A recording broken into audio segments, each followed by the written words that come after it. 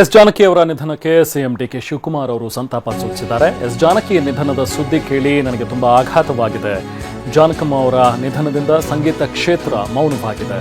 ಜಾನಕಿಯವರು ಕನ್ನಡ ನಾಡಿನಲ್ಲಿ ಎಂದೆಂದಿಗೂ ಕೂಡ ಅಮರ ಅಂತ ಹೇಳಿ ತಮ್ಮ ಎಕ್ಸ್ ಖಾತೆಯಲ್ಲಿ ಸಿಎಂ ಡಿಕೆ ಶಿವಕುಮಾರ್ ಪೋಸ್ಟ್ ಮಾಡಿದ್ದಾರೆ. ಇದು ಡಿಕೆ ಶಿವಕುಮಾರ್ ಅವರು ಮಾಡಿರುವಂತಹ ಪೋಸ್ಟ್ ನೋಡಿ. ಭಾರತೀಯ ಚಿತ್ರರಂಗದ ಅಪ್ರತಿಮ ಹಿನ್ನೆಲೆ ಗಾಯಕಿ, ಕನ್ನಡ ಚಿತ್ರರಂಗದ ಮೇರು ಗಾಯಕಿಯಾಗಿದ್ದಂತಹ ಎಸ್ ಜಾನಕಿ ಅಮ್ಮ ಅವರು ಅನೇಕ ಗಾಯಕರುಗಳನ್ನು ಪ್ರೋತ್ಸಾಹಿಸಿ ಬೆಳೆಸಿದ ಸರಳತೆಯ ಸಾಕಾರ ಮೂರ್ತಿ ಜಾನಕಮ್ಮನವರ ಒಂದು ಅಪ್ರತಿಮ ಸಾಧನೆ ಅನ್ನುವಂಥದ್ದು ಬಗ್ಗೆ ಅವರು ಹೇಳ್ತಾ ಅವರ ಸಾಧನೆಯನ್ನು, ಅವರ ಗೀತೆಗಳನ್ನು ಕೊಂಡಾಡಿರುವಂತಹ ಡಿಕೆ ಶಿವಕುಮಾರ್ ಅವರಿಗೆ ಸಂತಾಪವನ್ನು ಸೂಚಿಸಿದ್ದಾರೆ.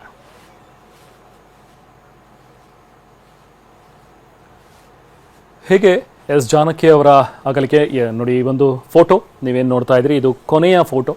ಅವರ ಕೊನೆಯ ಘಳಿಗೆ ಜಾನಕಿ ಅಮ್ಮ ಅವರಿಗೆ ಯಾವಾಗ ಉಸಿರಾಟದ ತೊಂದರೆ ಆಯಿತು, ತಕ್ಷಣಕ್ಕೆ ಅವರನ್ನು ಅಪೋಲೋ ಆಸ್ಪತ್ರೆಗೆ ಶಿಫ್ಟ್ ಮಾಡಿದ್ರು.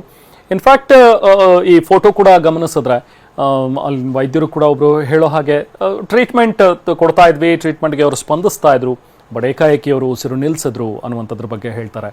ಸೊ ಬೆಳಗಿನ ಜಾವದಷ್ಟರಲ್ಲಿ ಅವರನ್ನು ಅಪೋಲೋ ಆಸ್ಪತ್ರೆಗೆ ಅಂಥೇಳಿ ಕರ್ಕೊಂಡು ಬಂದರು.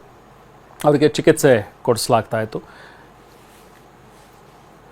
ಇದು ಹಳೆಯ ದೃಶ್ಯಗಳು. ಅಂದರೆ ಈಗ ಮುಂಚೆ ವಯೋಸಹಜವಾಗಿ ಒಂದು ಸ್ವಲ್ಪ ಅವರಿಗೆ ನಡೆದಾಡುವಂಥದ್ದಕ್ಕೆ ಇದೆಲ್ಲಕ್ಕೂ ಕೂಡ ಸ್ವಲ್ಪ ಸಮಸ್ಯೆ ಇತ್ತು.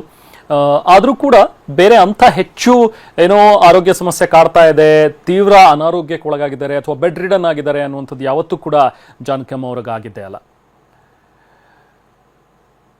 ಇಂಥ ಜಾನಕಿ ಅಮ್ಮ ಇವತ್ತು ಕೊನೆಯುಸಿರೆಳೆದಿದ್ದಾರೆ. ಈಗಾಗಲೇ ಆಸ್ಪತ್ರೆಗೆ ಜಿ ಟಿ ದೇವೇಗೌಡರು ಭೇಟಿ ನೀಡಿದರು.